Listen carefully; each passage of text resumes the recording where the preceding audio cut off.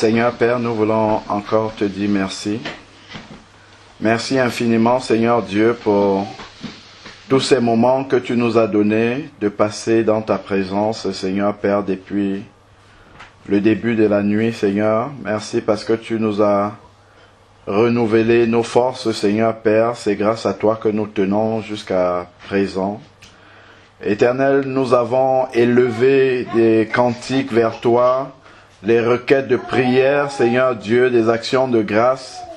Père, nous t'avons béni par nos paroles, Seigneur, et vraiment tu veux aussi nous bénir maintenant par ta parole, Seigneur Dieu Tout-Puissant.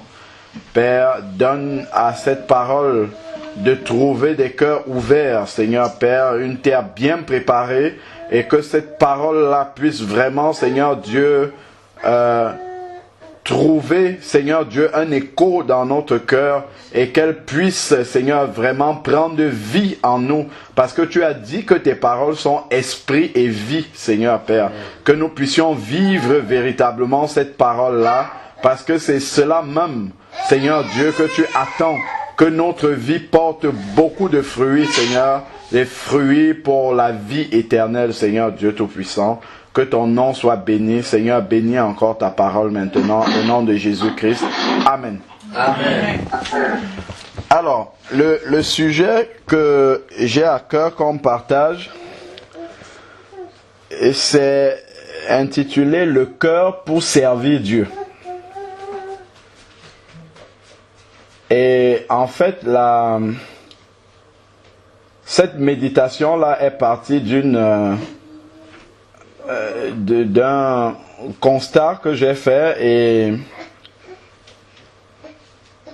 et je demandais comme ça, je m'interrogeais, Seigneur, comment les choses se sont passées, et c'est par rapport à ma propre expérience, ma propre marche avec le Seigneur, et vraiment je veux rendre grâce au Seigneur et que toute la gloire lui revienne pour ce qu'il a fait, et justement, et ce qu'il est encore en train de faire. Parce que, en fait, lorsque je regarde la façon dont le Seigneur s'est servi de moi, je pense qu'il y a des éléments qu'il faudrait que je puisse communiquer à des personnes. Parce que je sais que le Seigneur veut le faire pour beaucoup de personnes. Et peut-être il y a des blocages comment dire, des blocages qui peuvent empêcher justement que ce que Dieu veut faire au travers de nous, que le plan que Dieu a pour la vie de chacun de nous, parce que nous savons que nous ne sommes plus des pierres mortes, nous sommes maintenant des pierres vivantes. Lorsque nous venons en Christ, nous sommes des pierres vivantes. Et les pierres vivantes sont justement assemblées pour construire l'édifice, qui est la maison en fait de Dieu en esprit. Donc chaque pierre vivante doit effectivement vivre dans le corps de Christ. Si nous venons dans le corps de Christ et que nous sommes des chômeurs, ça veut dire que nous sommes encore des pierres mortes. Pour le Seigneur, si nous étant nés de nouveau, baptisés, introduits dans le corps de Christ, si on se retrouve encore à s'ennuyer, à chômer, à demander mais qu'est-ce que je fais là, qu'est-ce que je dois faire, ainsi de suite, c'est qu'on n'est pas encore entré dans le plan de Dieu. Or, le Seigneur, la volonté de Dieu, c'est que dès que quelqu'un se convertit, immédiatement, il fonce, en tout cas Dieu l'introduit dans le champ vraiment de son œuvre, parce qu'il y a du travail, comme le Seigneur a dit, il y a beaucoup, la moisson est grande, mais il y a peu d'ouvriers. Mais quand vous regardez là dehors, c'est pas qu'il y a peu d'ouvriers, il y a beaucoup d'ouvriers qu'on voit, mais selon le Seigneur, il y en a peu. Pourquoi? Parce que ces ouvriers-là n'ont pas le cœur pour servir Dieu. Ces ouvriers-là ne sont pas des ouvriers selon le cœur de Dieu. C'est pour ça que, malgré tout ce qu'on voit là, le Seigneur dit, il y a beaucoup, la moisson est grande, mais il y a peu d'ouvriers. Donc la prière, c'est vraiment que le Seigneur puisse nous donner des dispositions de cœur pour être ces ouvriers-là que le Seigneur veut utiliser dans la moisson de la fin des temps. Et le travail est grand. Il y a le travail pour les sœurs, il y a le travail pour les frères, il y en a pour tout le monde. Maintenant, c'est de se mettre dans les dispositions propice pour que le Seigneur puisse nous utiliser. C'est ça qu'on va voir. Et donc, le constat, comme je disais par rapport à ma propre expérience, ça va faire 6 ans maintenant que je suis converti. Et par la grâce de Dieu, quand j'observe, j'avais commencé à noter les personnes que le Seigneur conduit vers nous pour le baptême. Lorsque la sœur va se baptiser, ça sera la 37e personne. 37 personnes, à peine 6 ans de conversion.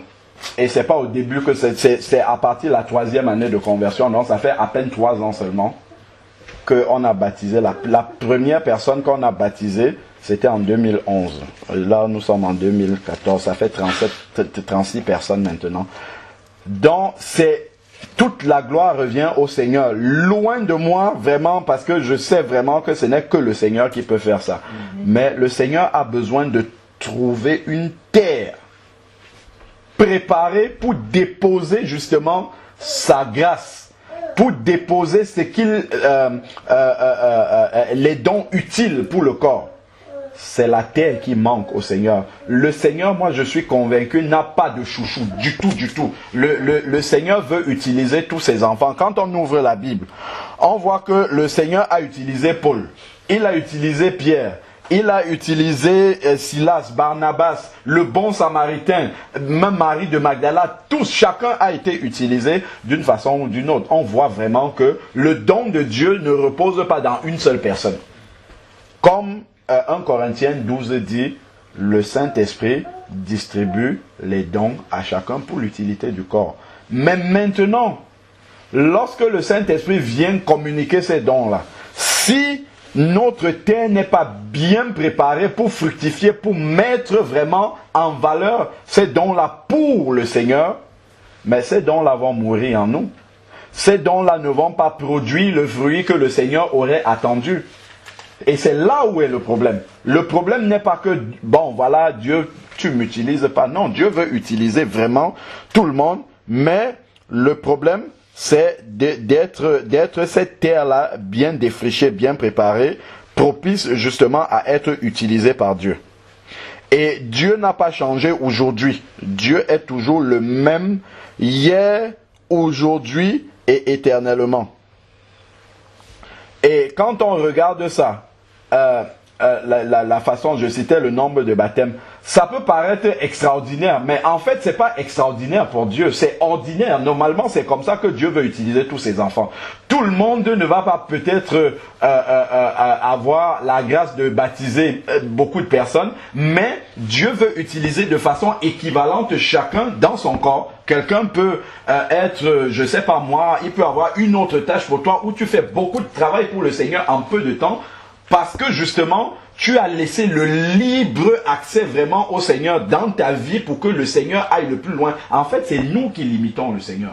Le Seigneur, lui, n'est pas limité dans la façon dont il veut nous utiliser. C'est nous, avec la manière dont nous gérons notre vie, c'est ça qui va limiter le Seigneur. Le Seigneur, quand il va voir ta vie, il va voir comment c'est organisé, il va comprendre que, bon, ici, là, si je viens lui apporter un travail, ça sera un gâchis, en fait. Donc, je préfère aller confier ce travail-là à quelqu'un dont je suis sûr qu'en lui confiant cette mission-ci, si je dis la mission, si ça doit aller de là jusqu'à là, la personne va vraiment aller jusqu'au bout.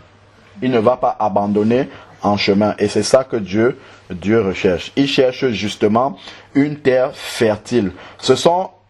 Et quand on parle de terre fertile, on peut croire que ce sont des choses extraordinaires que Dieu... Non. Dieu utilise des personnes ordinaires. Des personnes faibles. C'est ce que la Bible nous dit, que c'est dans nos faiblesses que Dieu se glorifie. C'est vrai. Donc, ne cherche pas à dire, il me faut des qualificatifs, il faut que je sache lire le grec, l'hébreu, tout ça, ça ne sert à rien du tout. Il faut que j'aille m'inscrire dans une école de théologie, encore moins. Ce sont des qualités humaines très simples là, que normalement on doit retrouver naturellement chez tout chrétien. Normalement, ça doit se trouver naturellement parce que ça là, Dieu nous le donne dans le cadeau de la nouvelle naissance. Mais si on ne réalise pas que c'est déjà en nous, on va continuer à marcher comme nous étions avant. Alors que le Seigneur recherche simplement ça. Donc quand tu demandes pourquoi Dieu ne t'utilise pas, il faut d'abord commencer par te demander quel type de terre je suis pour Dieu. Je demande à Dieu de m'utiliser, mais est-ce que je suis une terre fertile sur laquelle Dieu peut vraiment déposer des dons pour l'utilité de son corps? Est-ce que réellement dans ma prière, je demande au Seigneur d'être en bénédiction aux autres? Ou alors, quand j'élève la voix vers le Seigneur, je tourne autour de mes propres besoins. Ça déjà, c'est un premier indice qui va montrer au Seigneur à quoi notre cœur est attaché. Est-ce que c'est à nous-mêmes encore ou est-ce que nous sommes déjà tournés vers les autres? C'est comme quelqu'un qui va demander le baptême dans le Saint-Esprit au Seigneur. Le baptême dans le Saint-Esprit, c'est un don que le Seigneur accorde pour la puissance du témoignage. Comme il a dit dans Acte 1:8, vous recevrez une puissance et vous serez mes témoins à Jérusalem, en Samarie, dans toute la Judée et jusqu'aux extrémités de la terre. Bon, être un témoin de Jésus, c'est aller apporter le message de Jésus aux personnes qui ne le connaissent pas. Mais si tu n'aimes pas les âmes perdues, comment est-ce que tu vas avoir l'amour de ces âmes-là? Donc la toute première chose à faire, avant de demander au Seigneur de te baptiser dans l'Esprit, c'est déjà, si tu n'as pas l'amour des perdus, c'est de demander au Seigneur de te remplir de cet amour. C'est la toute première chose. Et c'est là vraiment que le Seigneur va voir que tu as de bonnes dispositions pour justement entrer dans le service de Dieu. Alors, donc,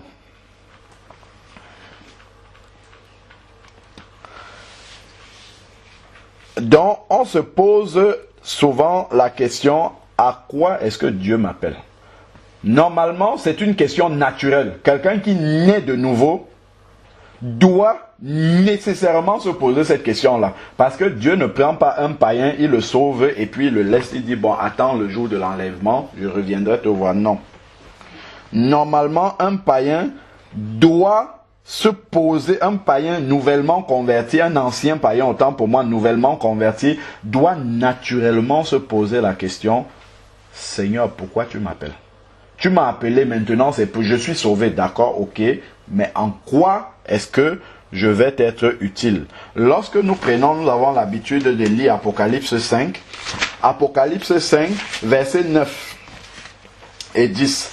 Donc, on dit dans Apocalypse chapitre 5, versets 9 à 10, il dit, et ils chantaient, ça sont les rachetés, et ils chantaient un cantique nouveau en disant, tu es digne de recevoir le livre et d'en ouvrir les sceaux, car tu as été immolé et tu as racheté pour Dieu. Voilà l'expression qu'il faut souligner autant pour moi. Tu as racheté pour Dieu et par ton sang les hommes de toute tribu, de toutes les langues, de tout peuple et de toute nation. Tu as racheté pour Dieu. Donc ça veut dire que nous sommes rachetés pour Dieu, donc nous sommes appelés à vivre désormais pour Dieu déjà. Ça, si un racheté ne s'en rend pas compte, il ne réalise pas que avant je vivais pour moi-même, comme Ésaïe 6 le dit, Ésaïe 53 verset 6, nous étions tous errants, chacun suivait sa propre voie. Et voilà, nous avons entendu la voix de Dieu, nous avons changé de chemin. Nous étions tous errants, chacun suivant sa propre voie. Maintenant que tu as entendu la voix de Dieu et que tu as accepté, tu ne vas plus suivre ta propre voie, mais tu es racheté pour Dieu, tu appartiens désormais à Dieu. Donc, ta vie, en fait, maintenant, doit être une vie totalement consacrée à Dieu pour faire la volonté de Dieu et non la tienne. Si tu n'as pas encore compris ça, ça veut dire que tu n'es pas encore à l'étape où Dieu peut penser même à t'utiliser. Si tu penses encore que tu vas faire tes propres projets, Seigneur, je vais voyager, je vais aller à tel endroit, ainsi de suite, et tu ne dis pas, et si Dieu intervient maintenant, il me dit d'aller faire plutôt ça, qu'est-ce que je vais faire? Je vais annuler mes projets, ou bien je vais écouter la voix de Dieu et entrer là-dedans. Ça, déjà, ce sont des petites dispositions de cœur sur lesquelles le Seigneur nous regarde déjà, parce que le Seigneur nous observe là où nous sommes, la manière dont nous vivons notre nouvelle vie en Christ, et il va chercher là à voir s'il y a un terrain favorable pour nous envoyer à son service. Si je prends 1 Thessaloniciens chapitre 1 verset 9. Je crois qu'on a déjà lu ça. On raconte à votre sujet comment vous vous êtes convertis en vous détournant de vos idoles. Je crois que c'est ça le verset. Voilà, on raconte à votre sujet quel accès nous avons eu auprès de vous et comment vous vous êtes convertis à Dieu. Une chose, on se convertit, c'est bien.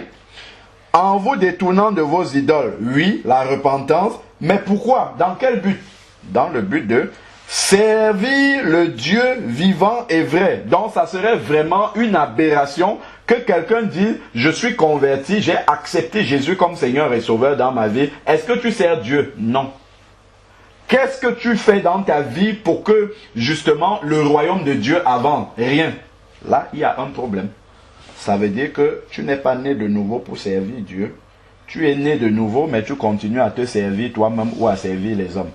Donc ça, ce sont des éléments déjà que si Dieu trouve ça dans nos vies, ça va être un vrai frein à ce qu'il puisse nous confier des responsabilités pour son royaume. Si nous prenons maintenant 1 Corinthiens 6, versets 19 à 20. 1 Corinthiens 6, verset 19 dit, « Ne savez-vous pas ceci? Votre corps est le temple du Saint-Esprit. » Donc il ne faut pas détruire notre corps qui est le temple du Saint-Esprit. C'est l'habitation de Dieu en esprit. « Qui est en vous et que vous avez reçu de Dieu. » Donc le corps déjà c'est Dieu qui nous l'a donné. Donc ça ne nous appartient même pas, avant même d'arriver là. Donc il dit, le corps, vous êtes le temple du Saint-Esprit qui est en vous, dans l'Esprit de Dieu qui est en nous, et que vous avez reçu de Dieu, et vous n'êtes plus à vous-même. Regardez ce qui est écrit là. C'est-à-dire que tu ne t'appartiens plus à toi-même. Tu ne peux plus décider, je veux faire ça, indépendamment de la volonté de Dieu. Je vais faire ceci, je vais monter, je vais descendre.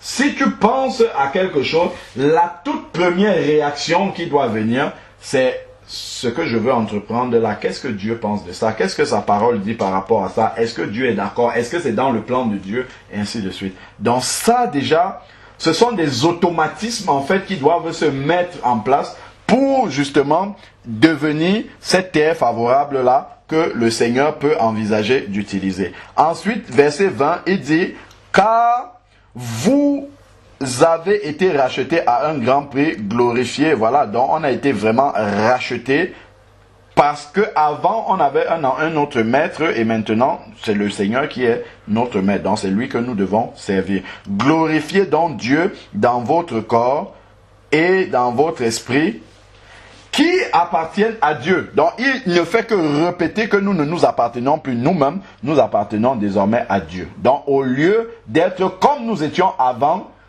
errants, chacun suivant sa propre voie, maintenant nous ne sommes plus errants, mais nous suivons la voie de Dieu. Nous mettons Dieu en priorité dans nos vies. Et Dieu doit vraiment avoir la première place dans nos cœurs. C'est-à-dire que s'il y a une priorité pour Dieu, directement ça va effacer tout programme qu'on aurait pu imaginer ou tout projet qui devait se mettre en place. Maintenant, on a compris que Dieu nous appelle pour le servir. Maintenant, regardons les dispositions de cœur pour le service. Si je prends Matthieu 20. Matthieu chapitre 20, versets 25 à 28. Matthieu chapitre 20, 25 à 28. Alors, il est dit ici, Jésus les appela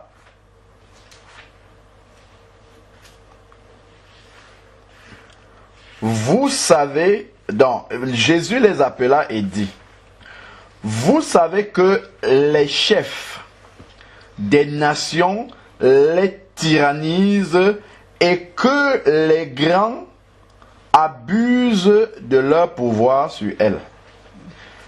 Et ça, c'est la manière de fonctionner du monde. Donc Jésus commence d'abord fait un rappel de comment le monde fonctionne. Et il explique maintenant à ses disciples, et il dit, il n'en sera pas de même parmi vous. C'est-à-dire que ce qu'il a montré, c'est que ceux qui sont les chefs écrasent ceux qui sont en bas. Ça, c'est un principe du monde. Et Jésus dit, ça ne sera pas la même chose au milieu de vous. Et voilà ce qu'il va dire maintenant. Il n'en sera, mais quiconque veut être grand parmi vous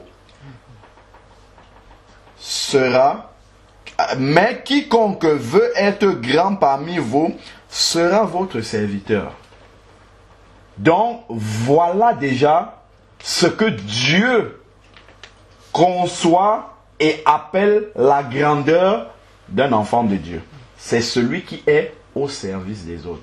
C'est pas celui qui se sert des autres. C'est pas celui qui est servi par les autres, mais c'est celui qui sert les autres. Avec le cœur de Dieu. Donc, il faut déjà se dire que se mettre au service des autres, c'est ça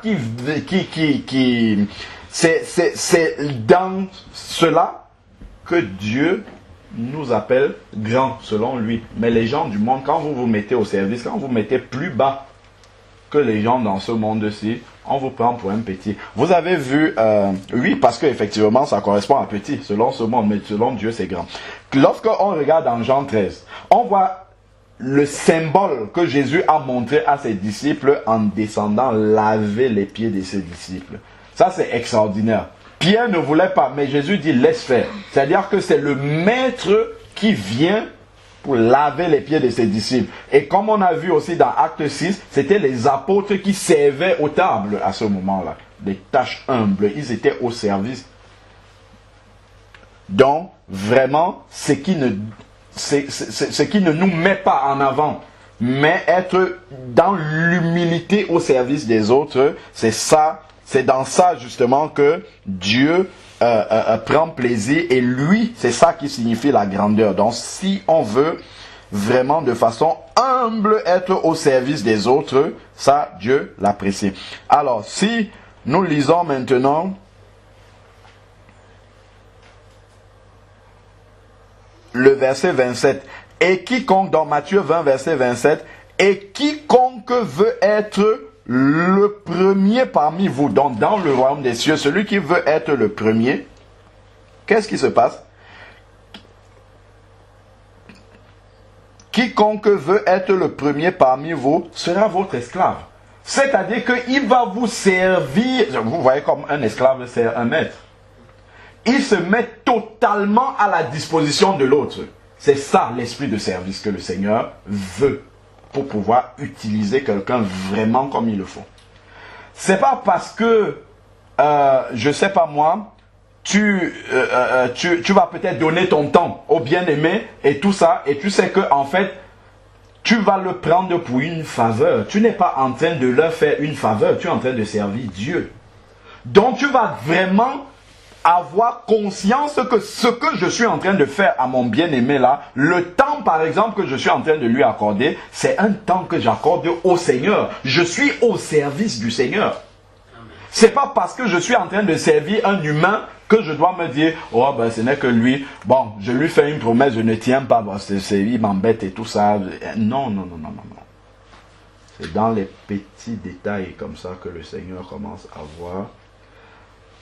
Ce sont dans les petites choses que le Seigneur nous confie, c'est là qu'il commence à nous juger. Les toutes petites choses comme ça, que les bien-aimés, ça passe à comment dans le corps. Un frère te demande, est-ce que tu peux faire ça pour moi? Le soin avec lequel tu vas faire la chose du frère, le Seigneur te juge déjà là-dessus. Il sait que ça ne sert à rien. Si on te demande de faire une toute petite chose, tu le fais soit tu ne le fais pas, bon déjà là c'est grillé, ou tu le fais en murmurant, vraiment, le Seigneur te regarde aussi, ça ne sert à rien, il ne va pas te confier des plus grandes choses, il a même dit ça dans sa parole. Ceux qui ont pris soin et géré les toutes petites choses, c'est à eux qu'on confiera des choses plus grandes. Donc, Voilà le verset 28. C'est ainsi que le Fils de l'homme est venu non pour être servi. Voilà notre modèle. Non pour être servi, mais pour servir et donner sa vie en rançon pour beaucoup. Donc, vraiment, celui qui a le cœur du service pour le Seigneur est prêt à donner sa vie. Le Seigneur ne va pas nous demander de mourir pour les gens aujourd'hui, mais c'est vraiment de sacrifier sa vie pour les autres. Sacrifier ce que tu as de plus important. Et nous, dans notre société, ce que nous avons de plus important, c'est le temps. C'est ça qui est vraiment la chose la plus importante. Donner son temps pour les autres, c'est là même, c'est la clé, c'est là que le Seigneur va commencer à nous juger. À juger si nous sommes dans de bonnes dispositions pour lui être utile. Donner sa vie pour les autres. Faire passer les autres en premier par rapport à nos propres centres d'intérêt. Ça, c'est quelque chose qui a un grand prix aux yeux de Dieu. C'est pour ça que le cœur de Dieu cherche des personnes qui utiliser. Parce que ça, c'est quelque chose qui n'est pas naturel, même chez les enfants de Dieu. On a tendance d'abord à faire passer nos priorités. Tu reviens chez toi un soir, moi je prends mon cas. J'avais projeté de faire ça. J'ai des choses à faire. Mais un enfant de Dieu va m'appeler, bon ben voilà, je vais passer toute la soirée à l'écouter. Mais si Dieu ne t'a pas encore testé dans autre chose et voit que tu as cette patience-là, il ne va jamais te confier ce travail-là. Jamais.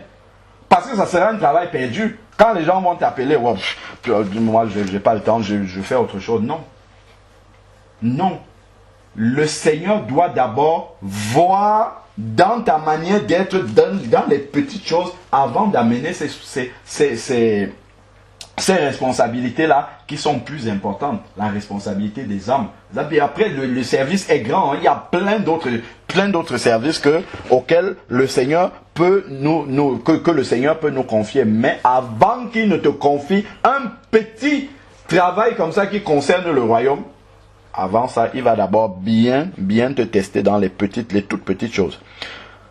Alors, donc, c'est le don de soi. Quand on parle de se sacrifier pour les autres, c'est l'esprit du sacrifice. Parce que quand il dit là, donner sa vie pour les autres, c'est vraiment avoir l'esprit du sacrifice. Comme Jésus a été à la croix. Jésus n'est pas mort pour ses propres péchés, on le sait bien. L'esprit du sacrifice, se sacrifier pour les autres, ça veut dire renoncer à un privilège qu'on a pour qu'un autre en bénéficie. Je prends le cas, tu rentres, tu as le droit après une journée harassante ou en tout cas après une journée de travail de te reposer, de passer du temps en famille, ainsi de suite. Mais si quelqu'un a besoin de toi, tu ne vas pas dire, bon Seigneur, vraiment ce soir-là, moi je veux, non. Tu vas renoncer à ça. C'est un droit que tu as. Tu as le choix. Tu as le choix ou bien de dire, bon, on va remettre ça une autre fois. Ou bien de dire, bon, ok Seigneur, j'avais prévu, c'est ça que j'aurais voulu faire. Mais bon, comme tu as permis ceci, je crois que ça c'est une urgence, je vais me consacrer à ça. Donc, c'est sur ces choses-là. Et renoncer justement à un privilège qu'on a pour que quelqu'un d'autre en bénéficie. Moi, je vois par exemple dans mon parcours, au début, quand on avait commencé à la première assemblée où on était avec frère Nicanor et sœur Ruth, il y avait souvent des sollicitations comme ça. Qui peut faire ça? Qui peut accompagner telle personne? Et ainsi de suite. Je viens me proposer, mais il y a deux façons, quand on était dans les assemblées, de vouloir rendre service. Soit c'est que dans le cœur, on veut s'attirer la reconnaissance du pasteur, qu'on soit bien vu, ainsi de suite. Ou bien on le fait sincèrement parce qu'on se dit que vraiment, si je fais ça à l'autre, il sera content. Ça va vraiment l'aider, ça va le soulager. Si on fait ça dans cette disposition d'esprit-là, le Seigneur viendra toujours mettre son approbation par rapport à cela. Toujours s'intéresser aux quels sont les besoins des autres, spirituels. Moi, j'avais commencé comme ça à graver un CD, que j'écoute un enseignement, ça m'intéresse, enfin, ça m'édifie. Après, je me dis, ah, ben, telle soeur, tel frère, il peut avoir besoin de ça. Je grave, je ne lui demande même pas, tiens, prends, écoute aussi la louange, des trucs comme ça, je grave. Après, à un moment donné, j'achetais plein de CD par centaines que je gravais, je distribuais aux gens dans l'assemblée, selon les besoins des uns et des autres. Personne ne m'a jamais rien demandé. Sur des petites choses comme ça, le Seigneur commence déjà à voir. Quand tu es dans un milieu, qu'est-ce qui t'intéresse? Est-ce que ce sont tes propres centres d'intérêt? C'est dessus que tu es centré, ou bien tu regardes autour de toi pour voir quels sont les besoins des uns et des autres. En quoi puis-je être utile aux autres? Si ce type de question-là ne vient pas dans ta tête, ça veut dire qu'il y a une étape encore que tu n'as pas encore franchie pour être utilisé par Dieu. Parce que avant d'arriver à la question en quoi est-ce que Dieu m'appelle, il faut déjà que tu entres dans cette préparation-là. Parce qu'il y a une préparation avant d'entrer dans le service de Dieu. On a vu avec tous les serviteurs, que ce soit Moïse, Dieu est venu prendre Moïse là où il était chez Pharaon, il l'a envoyé paître des brebis pendant un temps. C'était un temps de formation. Jacob, avant d'être utilisé pareillement, il a servi là-bas pendant un certain... C'était un temps de formation. Il faut vraiment que le Seigneur te teste bien, qu'il te repousse dans les retranchements les plus... comment dire, qui touchent vraiment à ta personne, que tout cela parte et que pour toi-même, tes propres intérêts passent après, jusqu'à ce que ça soit vrai, que ça soit une réalité, voilà, dans ta vie. À ce moment-là, maintenant, les autres, les intérêts des autres peuvent trouver un écho dans ton cœur. Là, maintenant, tu es prêt à entrer dans le service de Dieu. Si nous prenons Philippiens, il y a des versets qui parlent de ça. Philippiens 2, verset 4. L'apôtre nous exhorte bien sur ces sujets-là. Philippiens 2, verset 4, nous dit que chacun de vous, au lieu de considérer ses propres intérêts, considère aussi ceux des autres.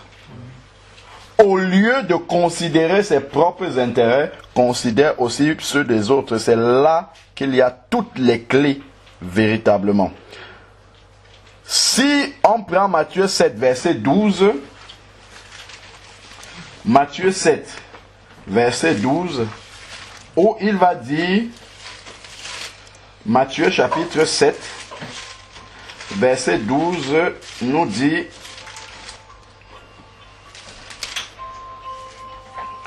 tout ce que vous voulez que les hommes fassent pour vous,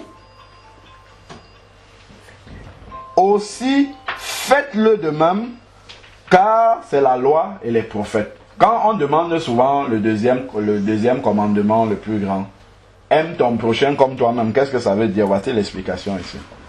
Ça veut dire tout ce que tu veux que les autres fassent pour toi, tu le fais d'avance. Mais tu ne le fais pas dans un esprit de calcul. C'est-à-dire que tu le fais uniquement parce que les autres vont le faire pour toi. Pas du tout. Tu le fais juste parce que cela va être en bénédiction aux autres. Les autres vont être soulagés et ainsi de suite. Et ils seront justement dans la joie que tu les aies soulagés. C'est la seule chose qui doit animer justement ton cœur pour être un... On peut servir Dieu, c'est ça, le problème n'est pas là. Beaucoup de gens peuvent s'embarquer dans plein de choses pour Dieu, mais Dieu n'est pas là parce que effectivement, on n'a pas le cœur pour servir Dieu. On voit ça partout là, autour de nous, des gens qui font plein de choses pour le Seigneur, mais ils ne servent pas Dieu, ils se servent de Dieu. Voilà, c'est pas la même chose. Alors maintenant, si on était dans Philippiens 2 tout à l'heure, on va prendre le verset 14 à 16 maintenant toujours pour nous montrer les dispositions du cœur pour le service du Seigneur. Il y a tout un travail qui doit se faire d'abord en préparation dans le cœur. Sinon, on va être surpris par les responsabilités que le Seigneur va nous donner et on va mal les accomplir. Ou en tout cas, on va les accomplir, mais pas de la façon que Dieu veut que ça soit accompli et on sera passé à côté de la mission que le Seigneur nous donne. Verset 14, Philippiens 2, 14 dit, faites tout. Voilà encore une autre façon. Parce que souvent, on se dit, bon, telle personne m'a demandé telle chose. Ok, je vais le faire quand même. Mais on le fait avec, comment dire, avec désinvolture, on le fait en murmurant, en ronchonnant, ainsi de suite. Il dit, faites tout sans murmure. Donc, dès l'instant où tu veux faire quelque chose pour le Seigneur, et d'ailleurs, servir Dieu, en fait, en réalité, comme on lit dans Matthieu 27, ça revient à servir les bien-aimés, hein, c'est ça, servir Dieu. Et donc, à partir du moment où tu fais une chose, il vaut mieux refuser même de faire la chose que de faire en murmurant, parce que c'est exactement la même chose. Tu aurais fait quand même, mais ça ne compte pas pour Dieu, ça ne signifie rien. En plus, ça montre même encore un mauvais caractère qui est en toi aux yeux de Dieu. Tu fais en murmurant. Donc, il dit, faites tout sans murmure, ni discussion. Donc, tu vas pas commencer à, oh oui, mais pourquoi tu me demandes ça? Tu ne pourrais pas demander à tel autre. Bon, voilà, ainsi de suite. Donc, dès que tu mets déjà des paroles qui montrent que tu n'es pas totalement d'accord avec ce qu'on te demande de faire, là, sache que toi-même déjà, ce sont des barrières que tu mets au Seigneur pour pouvoir t'utiliser. Maintenant, verset 15, il dit, pour être irréprochable et pur, des enfants de Dieu, sans reproche au milieu d'une génération corrompue et perverse, parmi lesquels vous brillez comme des flambeaux dans le monde. Donc, déjà, en faisant cela au sein de l'Église, c'est quelque chose qu'on va cultiver, ça sera en nous, et ça va se manifester aussi lorsque nous serons dans le monde, c'est-à-dire au milieu des païens. Ça va se voir aussi que, ben voilà, on a pris l'habitude de danser. Dans l'assemblée, tu as pris l'habitude de faire, d'aider les bien-aimés, d'être à leur disposition, sans murmurer, sans discussion. Ben, au travail, c'est ce que tu vas faire aussi. On va venir te donner un travail ingrat. Bon, ok, tu vas le prendre, tu vas pas commencer. Pourquoi c'est à moi qu'on donne ça? Et ainsi de suite. Comme fait ton voisin qui n'est pas converti. C'est quoi la différence entre vous deux? Rien. C'est exactement la même chose. Alors, donc, maintenant, donc, comme on a dit, servir Dieu, c'est vraiment servir les rachetés, servir c'est racheter. Donc, au lieu de rester bloqué à se demander le ministère auquel Dieu nous appelle, parce que des fois, on reste là, on dit, mais Dieu m'appelle à être évangéliste, c'est prophète, ou bien c'est plutôt docteur de la parole. Et il y a d'abord des petites choses qui sont là devant toi que tu dois faire. C'est ça, c'est à ça que Dieu t'appelle d'abord. Avant de chercher si ça sera docteur ou quoi que ce soit là, Dieu révélera ça en son temps. Mais les toutes petites choses qui sont là devant toi, que le Seigneur a mis, c'est ça qu'il faut faire. Il y a un frère qui disait que entre les petites choses qu'on ne veut pas faire, il parle dans l'église, il dit entre les petites choses qu'on ne veut pas faire et les grandes choses qu'on ne peut pas faire, on risque de ne rien faire. Et il dit qu'il y a beaucoup de chrétiens qui sont des chrétiens salle d'attente. Ils sont assis et ils attendent que le Seigneur les révèle ce qu'ils vont faire. Ils sont toujours en train de chercher la volonté de Dieu. Ils jeûnent longtemps, peut-être toute leur vie chrétienne, pas le temps à jeûner pour chercher la volonté de Dieu. Voilà encore une autre séduction. Chercher la volonté. Fais ce qui est devant toi déjà. Et au fur et à mesure, le Seigneur, je ne me suis pas levé un matin, j'ai commencé à prêcher la parole de Dieu en disant, oui, voilà, je suis enseignant de la parole de Dieu. Pas du tout. Ça s'est fait au travers des petites mises, je suis disponible pour faire ça, et ainsi de suite. Et après, finalement, ça se révèle. Alors, donc, il faut commencer déjà par faire avec soin et fidélité les petites choses que le Seigneur met devant nous. Un frère, une sœur te demande, est-ce que tu peux aller me déposer à la gare là-bas après la réunion? Le soin avec lequel tu vas faire ce travail-là, Dieu regarde ça. Tu te dis, ah oui, bah, c'est comme c'est sur mon passage, je vais le faire. Mais si ce n'était pas sur ton passage, est-ce que tu aurais fait un détour? Ça va marquer le cœur de Dieu. Dieu va se dire, oui, vraiment, dans son cœur, il se met à la place de l'autre. Qu'est-ce que Jésus aurait fait? Jésus aurait donné ce coup de main-là, donc il le fait.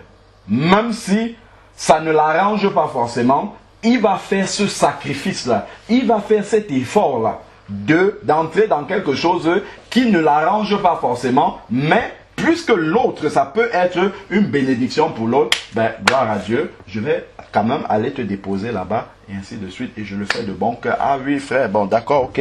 Voilà, donc, c'est de cette façon, c'est déjà en commençant par toutes ces toutes petites choses-là, que le Seigneur commence à juger l'état de notre cœur, en fait, quand nous sommes en train de faire cela. Le Seigneur, lui, comme il sonde les cœurs et les reins, il le voit déjà. Alors, et donc c'est en fonction de la manière et du soin que nous prenons à faire les plus petites choses que Dieu nous confiera les plus grandes. Ne dis pas, bon, ça ce n'est que, je sais pas moi, il faut aider une soeur à transporter un truc d'un endroit à l'autre, ça ce n'est qu'un déménagement, ça vraiment, tu casses tous les trucs de la soeur et tout ça, et puis bon, tu dis, bon, c'est pas grave, hein, vraiment, l'essentiel c'était d'être là. Le Seigneur voit que dans ton cœur, il y a quelque chose qui n'est pas droit, donc ne t'attends pas à ce que bientôt le Seigneur vienne te dire, bon, maintenant, je vais t'envoyer vraiment quelqu'un qui a des problèmes que tu vas aider. Mais non, attends, tu vas envoyer toujours pareillement pour mener la personne, tu vas faire le travail en inachevé. Parce que, bon, il y a la parole qu'on prêche, mais entre frères, le Seigneur peut envoyer une sœur à une autre sœur, parce que, voilà, tu as traversé une étape, le Seigneur veut que tu puisses exhorter, encourager la sœur. Mais le Seigneur ne va jamais t'envoyer quelqu'un si tu ne peux pas te mettre à la place de la personne, si tu ne peux pas vraiment prendre le problème de la personne comme si c'était le tien. Le Seigneur ne va jamais t'envoyer les gens. Tu vas toujours te retrouver comme tout seul dans le corps de Christ. Personne ne vient vers toi. Rien. Tu es là comme un chômeur, comme s'il n'y avait rien. Tout simplement parce que dans ton cœur, il y a quelque chose qui n'est pas encore résolu. C'est que tu es encore centré sur toi-même. Tu n'es pas encore mort à toi-même. Tu es encore autour de ton nombril, comme on dit dans ce monde-ci. Tu regardes encore seulement à tes besoins. Et ça, tu n'es pas encore prêt pour que le Seigneur puisse venir te confier des responsabilités importantes.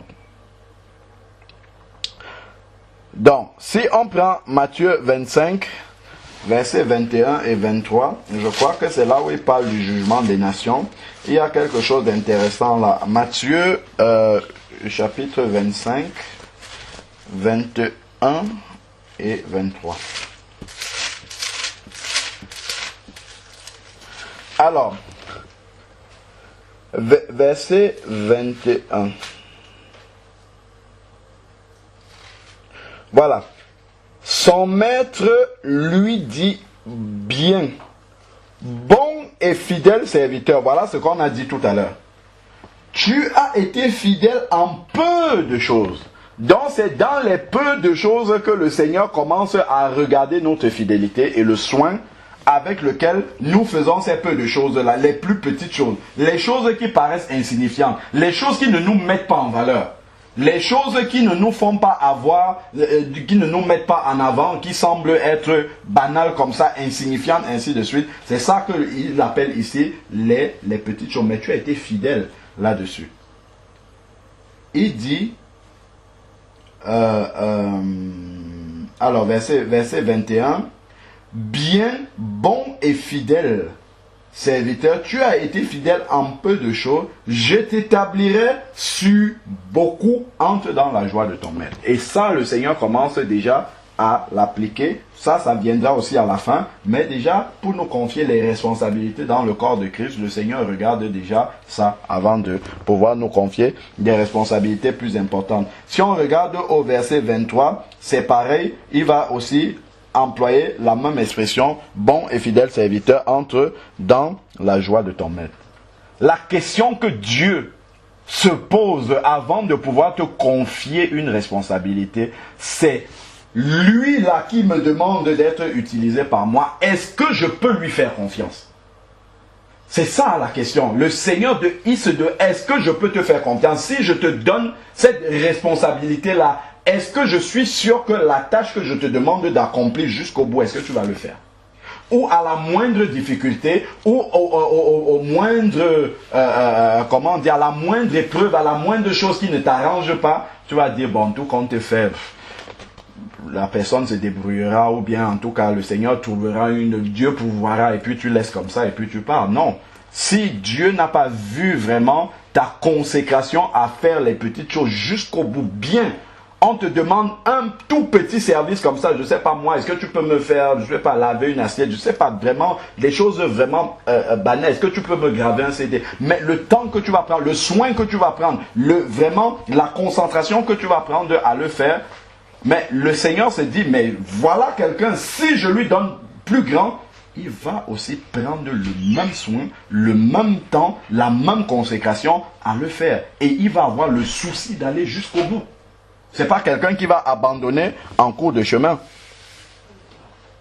Et là, c'est celui ou celle que Dieu va utiliser, l'une des premières choses que Dieu va regarder, l'état de notre cœur, ensuite notre disponibilité. Dieu va toujours utiliser des personnes qui sont disponibles. Si tu n'es pas disponible, le Seigneur ne pourra jamais t'utiliser. Disponible, c'est-à-dire que tu es toujours prêt, quel que soit ce que tu avais prévu, à mettre du temps pour aller faire un travail que le Seigneur te demande. Et si tu ne l'as pas encore fait, je ne fais que répéter ça dans des petites choses, vraiment des choses qui te dérangent. Si tu n'as pas consacré ton temps comme ça, pris sur toi-même pour aller faire des choses, Dieu ne va pas te confier de plus grand. Je me rappelle une fois, on est sorti d'une veillée de prière ici là. Je sais pas, il était peut-être 9h ou 10h. On arrive à la maison, à peine on se couche comme ça, parce que moi je dors vraiment avec un sommeil profond. Linda me réveille, elle me dit, il y a une soeur qui appelle là. J'ai dit, oui, vas-y, réponds.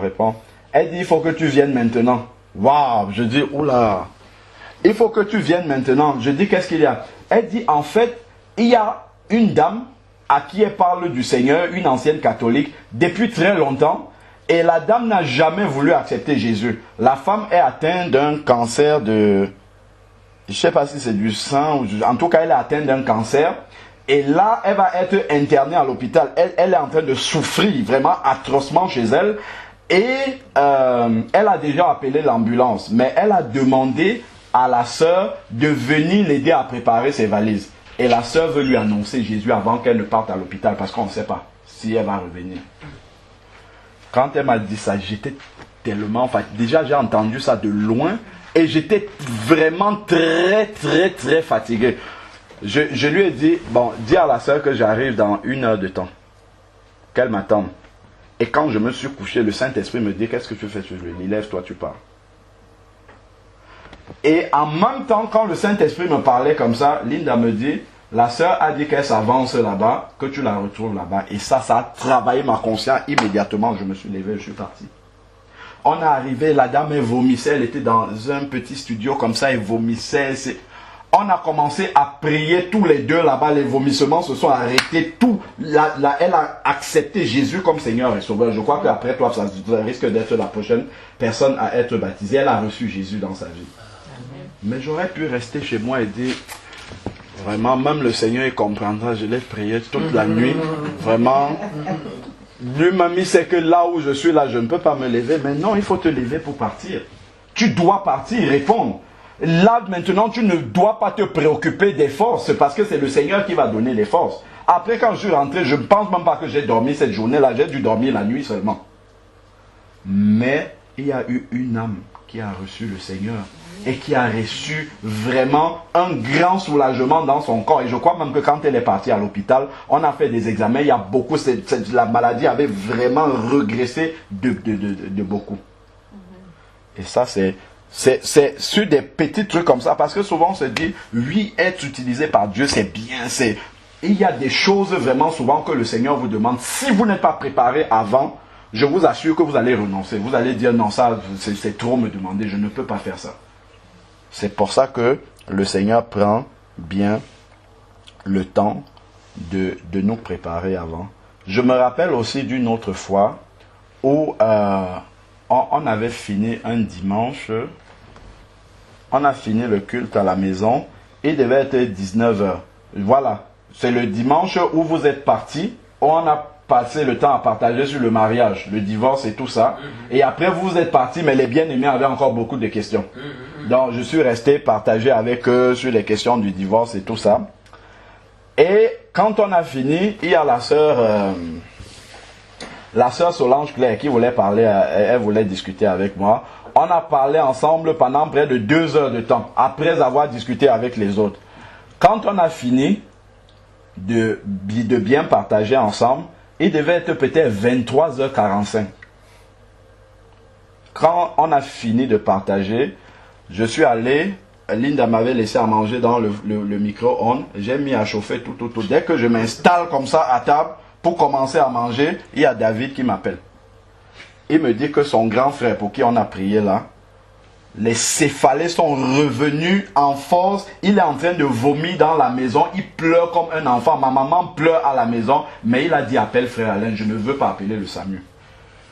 Je suis resté là comme ça, j'ai dit bon, ok, j'arrive. Je suis parti, on a commencé à prier, on a prié jusqu'à 3 h du matin. Je travaillais le lendemain.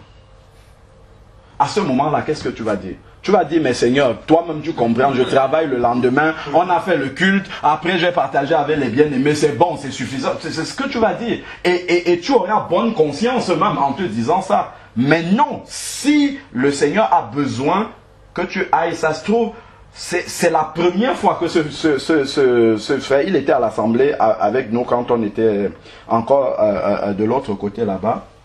Pourquoi il dit qu'il faut qu'on vienne appeler frère Alain pour venir prier? Et on a prié, on est resté là jusqu'à 3 h du matin et il a reçu la guérison. Amen.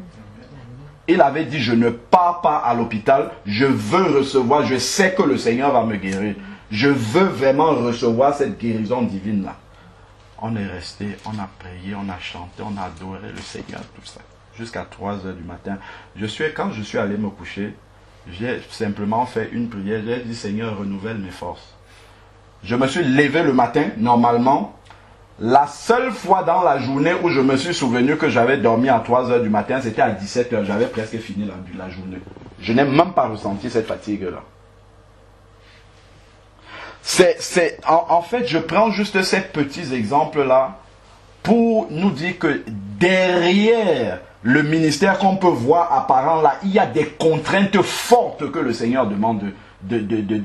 Mais si tu n'as pas cette conséquence, je sais il y a plein d'hommes de Dieu ils ne sont pas disponibles.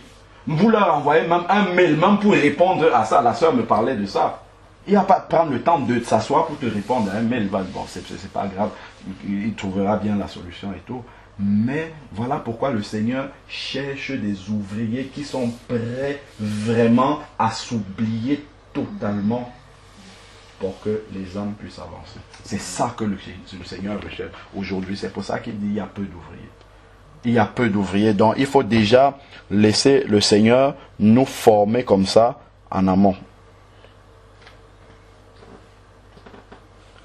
Donc, avant que le Seigneur ne puisse nous utiliser de cette façon-là, il faut déjà que si un bien-aimé, une bien-aimée a besoin d'un petit service, qu'on puisse être là, totalement en entier, bien là, 100% disponible, se rendre utile, justement, pour l'autre.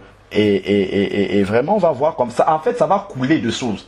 C'est-à-dire que tu ne vas même pas, moi je ne suis jamais resté pour demander Seigneur donne-moi ça, appelle-moi à faire ça. Non, c'est que en fait au fur et à mesure tu vois comment le Seigneur ne fait que te donner des choses qui sont de plus en plus grandes.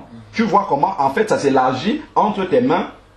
Tu te demandes mais Seigneur il y a d'autres personnes autour de moi. Oui il y a d'autres personnes mais le Seigneur sait que s'il pose là-bas ça restera là. Ça ne va pas avancer. C'est ça en fait que le Seigneur recherche et qu'il ne retrouve pas facilement en fait, au milieu de son peuple. Donc, nous ne devons pas chercher à attendre des grandes choses tout de suite.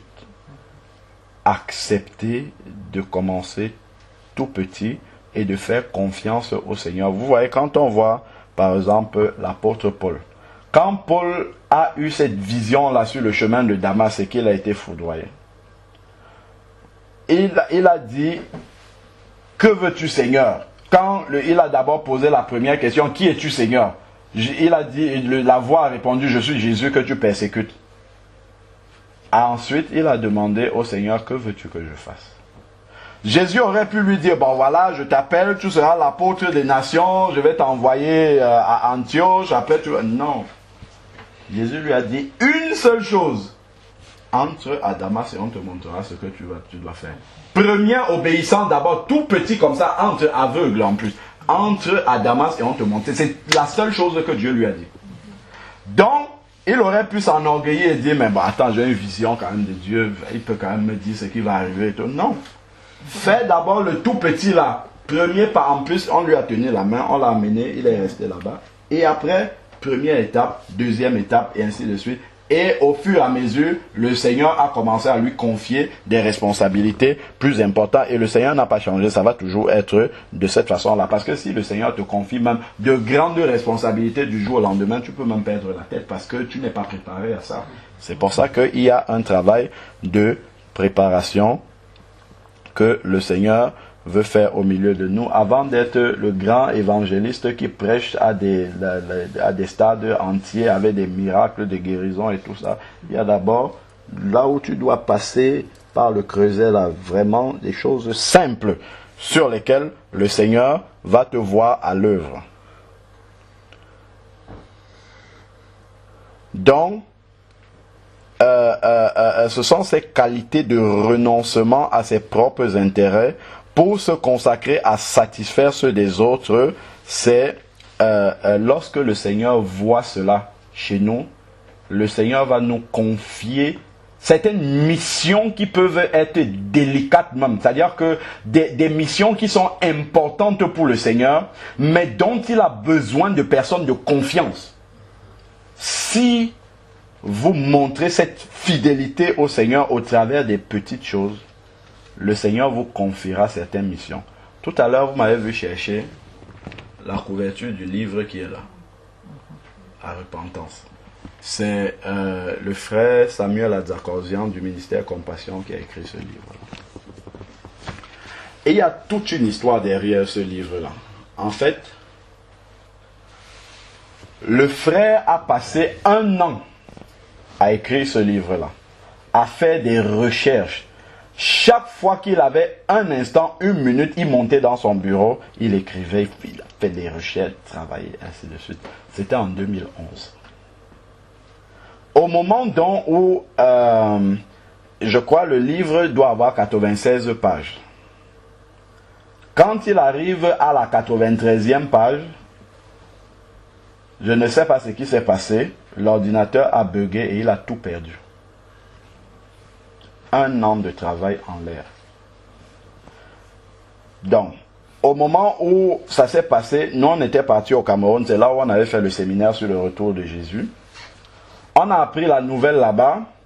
Bon, on a commencé à prier. Lorsque le livre, le manuscrit s'est perdu, la couverture était déjà prête.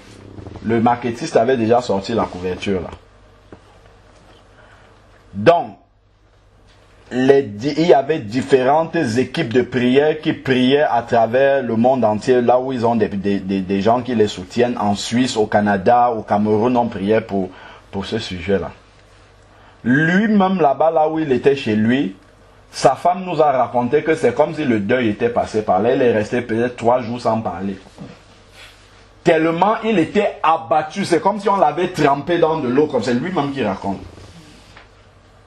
Alors, celui qui fait les couvertures, le marketiste, il leur a dit, vous pouvez toujours envoyer l'unité centrale. Il y a des sociétés qui sont sur Internet, qui sont spécialisées pour vraiment rechercher les fichiers perdus et tout ça. Vous leur donnez quelques indices et tout. Ils ont envoyé le disque dur à une société en région parisienne ici. Ils ont tapé sur Google, c'était la première société qui apparaissait en haut, en tête de liste. Ils ont envoyé le disque dur là-bas. Alors, au bout de quelques temps, nous, tout ça, on était au Cameroun. Et ils nous ont simplement raconté après. Au bout de quelques temps, ils contactent la société pour savoir est-ce qu'ils ont des pistes et s'ils ont des indices et tout ça. La société dit que non, on a cherché, vraiment, on ne sait pas, on ne retrouve pas. Mais si vous pouvez rajouter un supplément de 600 €, on va approfondir les recherches, on va aller à un stade vraiment beaucoup plus avancé pour rechercher.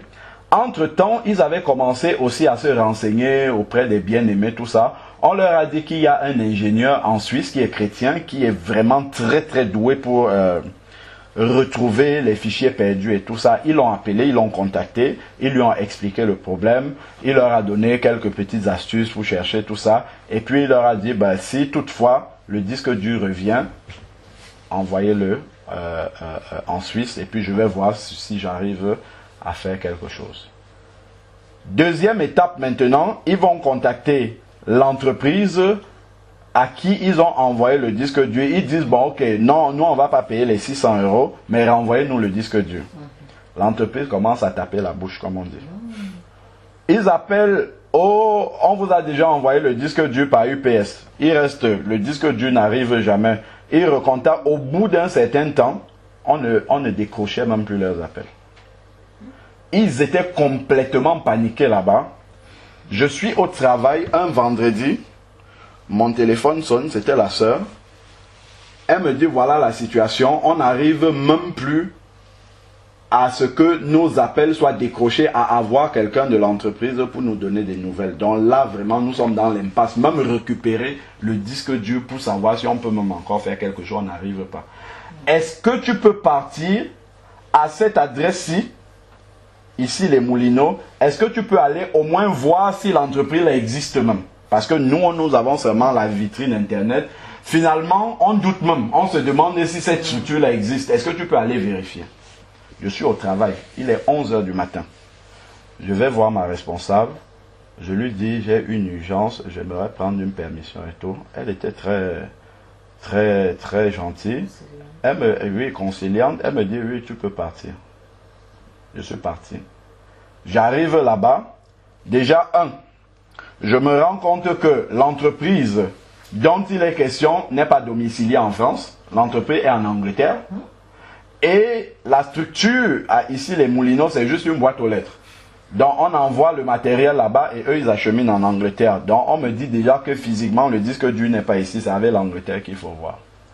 Donc eux ils commencent à passer les coups de fil devant moi en Angleterre. L'Angleterre dit, mais depuis on a envoyé ça par UPS, ce n'est plus ici. Je dis, mais ce n'est jamais arrivé. Donc ça commence à se jouer ainsi de suite. Entre temps, moi j'avais la sœur aussi au téléphone toutes les 2 minutes qui m'appelait. Alors c'est comment? Est-ce que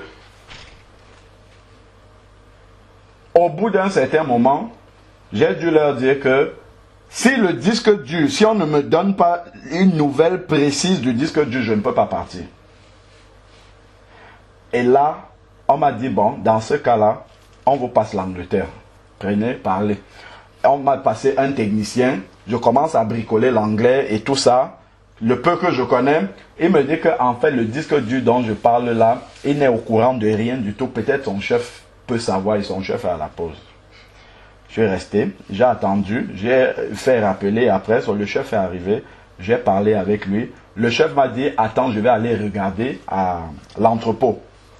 Il est parti regarder à l'entrepôt et il est revenu me dire, en fait, le disque dur, on s'était mélangé les pinceaux, on l'a posé là-bas, personne ne savait plus où c'était. Et maintenant, j'ai pris le disque dur et je viens de vous faire un UPS. J'ai dit, bon, communiquez-moi le numéro d'UPS, je vérifie sur Internet si vraiment c'est enregistré sur UPS. C'est quand j'ai vérifié comme ça, j'ai dit, bon, d'accord, ok, maintenant je peux retourner au travail. Je suis retourné au travail, il devait être 15 h par là. Par la grâce de Dieu, le week-end là, le samedi, on devait aller pour se réunir avec les bien-aimés là-bas à Chambéry. Et comme ça, on s'est dit, bon, ce week-end-ci, on va prendre lundi en RTT et puis on rentrera lundi au lieu de rentrer dimanche comme habituellement. Donc, on a passé le week-end là-bas. C'était vraiment le sujet qui... Vraiment, c'était difficile, très très difficile de voir. Ça, c'est un des livres clés vraiment. Le titre, c'est La repentance clé d'une vraie conversion. C'est vraiment un livre de base pour la conversion biblique. Et on peut vraiment comprendre que le malin puisse s'acharner derrière ce livre-là. Alors, donc, on a passé le week-end. Et puis, comme on était encore là lundi, on devait prendre le train l'après-midi. UPS, effectivement, est venu livrer le disque dur. Ils m'ont dit, est-ce que tu peux au moins brancher, vérifier que ça s'allume encore, que ça ne s'est pas détérioré dans les voyages et tout ça. Je suis allé, j'ai branché le disque dur, ça s'allumait vraiment et tout ça. Et puis j'ai commencé à fouiller tout doucement sur l'ordinateur, je cherchais repentance, ainsi je trouvais des bribes de trucs à gauche, à droite et tout. Et je priais en même temps, pendant que j'étais en train de faire ce travail-là. Au bout de peut-être 1 heure de temps comme ça, à un moment donné, voilà le livre. J'entre dans un dossier comme ça, et dans ce dossier-là, je vois des fichiers temporaires. C'est-à-dire, oui, bah, des fichiers temporaires. Après, comme une étincelle qui me vient du ciel comme ça, qui me dit affiche les fichiers cachés. Comme ça. C'est quelque chose de tellement banal en informatique, mais c'est parti chez les plus grands spécialistes, ils n'ont pas vu ça. Affiche les fichiers cachés. Tac, j'affiche les fichiers cachés dans le dossier où le fichier était censé être. Et puis je vois des fichiers temporaires qui datent du jour où il dit qu'il a perdu les documents. Et je vois la capacité du fichier, je vois que c'est assez important. J'ouvre le fichier et je vois les pages jusqu'à 93. Je dis, mais je ne croyais pas, je ne voulais pas. Je descends, je vais lui dire de venir un peu voir. J'ai vu quelque chose, je ne sais pas, peut-être ça peut être une partie ou le début du travail qu'il a fait. Quand il est arrivé, il a vu, il a commencé à descendre les pages. Il m'a embrassé, il y avait presque des larmes qui coulaient. Il m'a dit qu'il s'en souviendra toute sa vie. Toute sa vie, 1 an de travail qui était perdu. Et que les spécialistes même n'ont pas pu. Pourtant, c'était quelque chose de très banal. Mais il fallait vraiment que le Saint-Esprit conduise vers cette solution banale. Et ça, en fait, quand on voit des choses comme ça, je dis, si le Seigneur ne sait pas que s'il te confie une mission comme ça, déjà tu vas te lever promptement, tu vas aller la faire jusqu'au bout, malgré le fait que les gens là-bas, ils ne me parlaient pas forcément bien comme il fallait, ainsi de suite. Est-ce que tu vas aller jusqu'au bout? Si le Seigneur t'envoie faire ça, est-ce que tu ne vas pas te décourager? Tu vas dire, bon, tout qu'on te fait, voilà, c'est arrivé, voilà, le Seigneur s'en chargera. Non. Si le Seigneur sait et qu'il t'a déjà testé dans certains domaines, il sait que tu es prêt à aller jusqu'au bout. Lorsqu'il s'agit de quelque chose qui concerne le royaume de Dieu, il y a certaines missions comme celle-là dont on vient de parler, que le Seigneur va te confier. Le livre est sorti, ça bénit les gens dans le monde entier aujourd'hui. Gloire à Dieu. C'est vraiment... Il ne le vend pas. Pour dire que le Seigneur est vraiment là. Il ne faut pas qu'on se dise que non, le Seigneur va commencer à nous tester ou nous juger lorsqu'il nous aura confié déjà des tâches qui concernent le corps de Christ. Pas du tout. C'est avant que le Seigneur commence ce travail-là.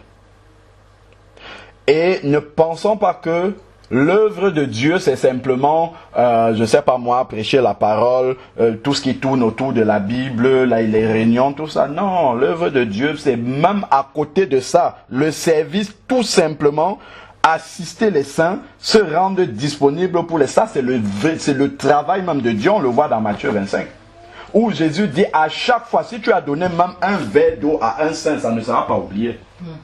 Ça même, c'est le travail de Dieu. Le soin que tu prends à donner un verre d'eau à un enfant de Dieu, c'est à Jésus que tu es en train de donner ça.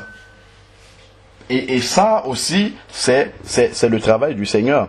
Parce que nous, on attend seulement les grandes tâches qui tournent autour de la Bible, autour de... Mais ça, on doit se détromper par rapport à cela. Et c'est même grave. Hein? Quand vous voyez Matthieu 25, si vous voyez le verset 46, le dernier verset dit, on sait bien que c'est le jugement des nations. Quand les nations vont dire, reconnaissent qu'ils n'ont pas assisté, en fait, le Seigneur, quand il a eu faim, il a été prisonnier, et ainsi de suite. La sentence est quand même lourde. Hein? Et ceux-ci iront au châtiment éternel, mais les justes à la vie éternelle. Châtiment éternel parce qu'on n'a pas été présent pour assister les saints. Ça s'applique au monde, on le sait. Mais nous savons aussi que l'Église passera au tribunal de Christ où tout ça là, ça va nous être rappelé. Je me rappelle encore, lorsqu'on est parti donner un coup de main à la sœur Jacqueline pour son déménagement. Ce jour-là, c'était extraordinaire parce que pas mal de frères étaient réunis et de sœurs aussi pour donner un coup de main à Jacqueline.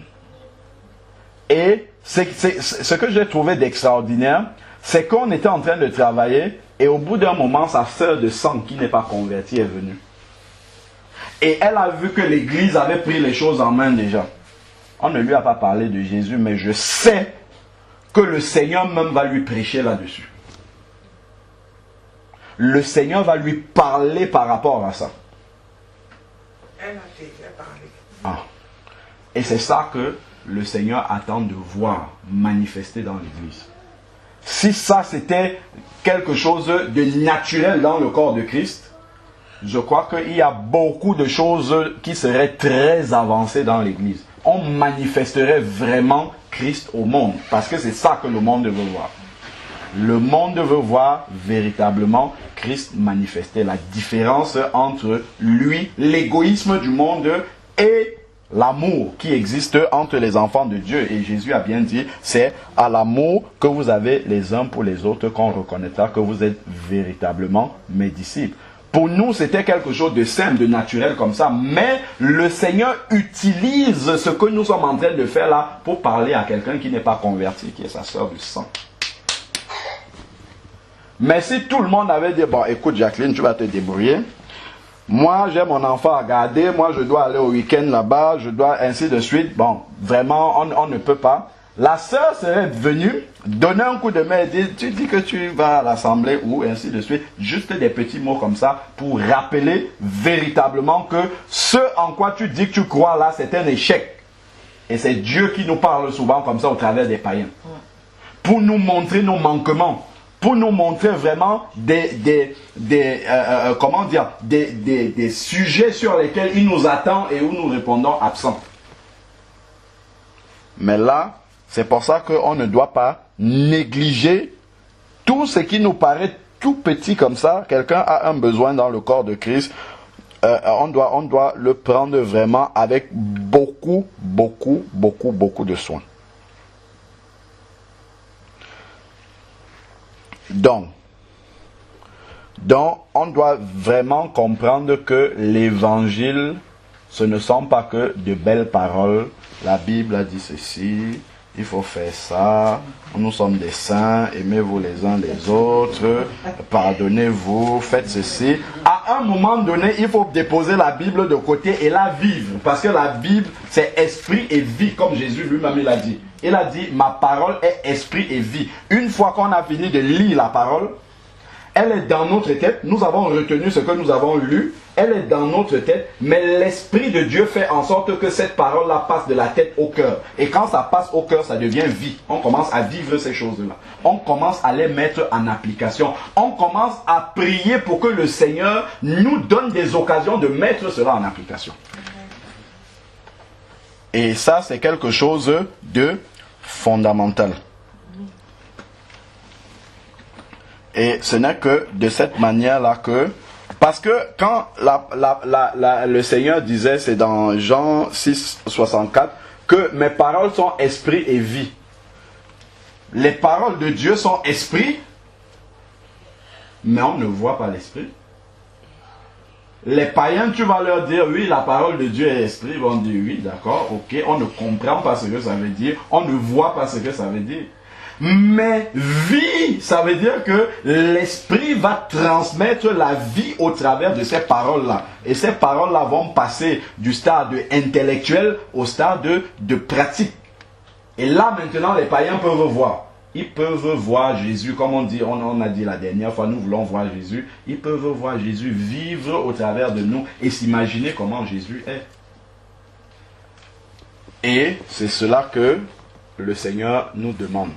Donc, soyons vraiment attentifs, parce que nous demandons à Dieu de nous utiliser, mais soyons déjà attentifs à la manière, à la disposition de notre cœur dès à présent, à la disponibilité que nous sommes prêts à donner, non pas pour nous-mêmes, non pas pour avancer même nous-mêmes dans le Seigneur, ce qui est une très bonne chose, mais pour aider les autres à avancer.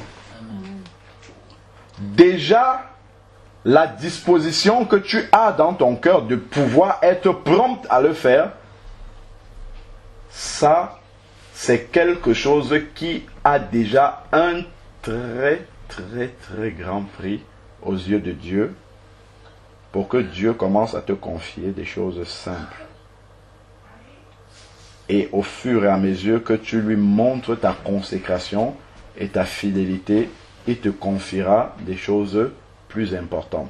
Donc, chacun d'entre nous doit pouvoir s'interroger par rapport à cela.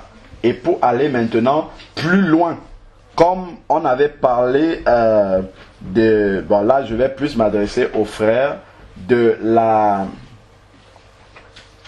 responsabilité que les frères ont d'ailleurs, que le Seigneur a donné, de pouvoir, tout le monde n'a pas le ministère de l'enseignement, mais l'autre peut à un moment donné recevoir un enseignement du Seigneur et le transmettre aux autres. Et je le dis toujours, si le Seigneur a bien posé la question dans Ésaïe 6, il a dit qu'il marchera pour nous. Si jamais tu ne réponds comme Ésaïe a répondu, Seigneur, me voici, envoie-moi, le Seigneur ne va jamais t'envoyer. Si, lorsque tu viens, tu ne dis pas, Seigneur, j'aimerais que quelque chose sorte de ma bouche pour être en bénédiction aux autres, le Seigneur ne mettra rien effectivement dans ta bouche. Si quand tu viens, tu n'as pas la pensée, le souhait, l'objectif, l'aspiration de pouvoir être en bénédiction aux autres, tu viendras comme un consommateur.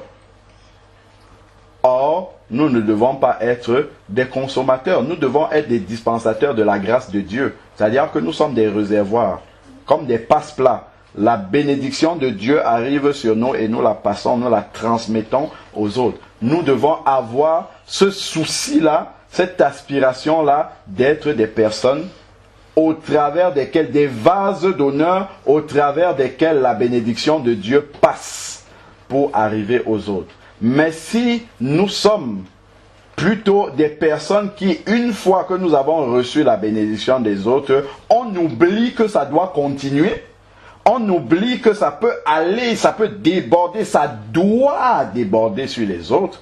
Si on oublie cet aspect-là, le Seigneur comprendra que nous sommes encore égoïstes, nous sommes encore centrés sur nous-mêmes et non centrés sur Christ et son Église. Or, ça, ce sont des qualités indispensables pour pouvoir être utilisées par le Seigneur. Et le Seigneur ne va jamais baisser le standard des qualités pour être utilisé. Et ça, ce ne sont pas des qualités surhumaines. En fait, c'est pas qu'on va nous demander, il faut faire. Non, c'est pas la méritocratie, pas du tout. On ne mérite pas ces choses-là. Ce sont des simples dispositions humaines, terre à terre, que n'importe qui peut avoir. Il ne faut pas avoir fait une grande école pour savoir que si ton frère a besoin de quelque chose, tu dois te rendre disponible. Ce sont des qualités toutes naturelles, toutes simples, que le Seigneur recherche pour vraiment nous utiliser, oui, dans notre faiblesse, pour être en bénédiction aux autres et que toute la gloire revienne au Seigneur. Amen. Amen. Seigneur Père, nous voulons te rendre grâce encore. Merci Père, parce que tu veux utiliser chacun de tes enfants Seigneur, merci pour l'équipement de base que tu as déjà déposé en chacun d'entre nous au travers du baptême de l'Esprit, Seigneur Père. Nous voulons te prier maintenant, Seigneur Dieu Tout-Puissant, que les uns et les autres parmi nous, Seigneur Dieu, puissent être attentifs, Seigneur Père éternel, à tout ce que tu permets dans nos vies, Seigneur Père, parce que tout cela constitue des tests au travers desquels, Seigneur Dieu, tu vois la manière dont nous nous comportons, tu vois la disponibilité que nous avons, tu testes notre consécration, Seigneur Père, afin de nous confier des tâches plus importantes. Père, je veux te prier pour chacun d'entre nous ici, Seigneur Père, que nous ayons vraiment cette sensibilité-là, Seigneur Dieu Tout-Puissant, et que vraiment tous nos intérêts ne soient que centrés, Seigneur Dieu, sur toi et tes enfants, Seigneur Père, pour être en bénédiction aux autres. Seigneur, augmente encore en nous l'esprit du sacrifice, parce que cela n'est pas naturel, Seigneur Dieu Tout-Puissant, chez l'homme. Mais nous savons, Seigneur Père, que puisque maintenant nous avons été rachetés par toi, Seigneur Père, tu nous as communiqué déjà cet esprit de sacrifice-là, et nous avons simplement besoin de le laisser sortir, de le laisser s'exprimer, Seigneur Dieu Tout-Puissant. Fais cela encore dans chacun de nos cœurs, dans chacune de nos vies, au nom de Jésus-Christ. Amen. Amen.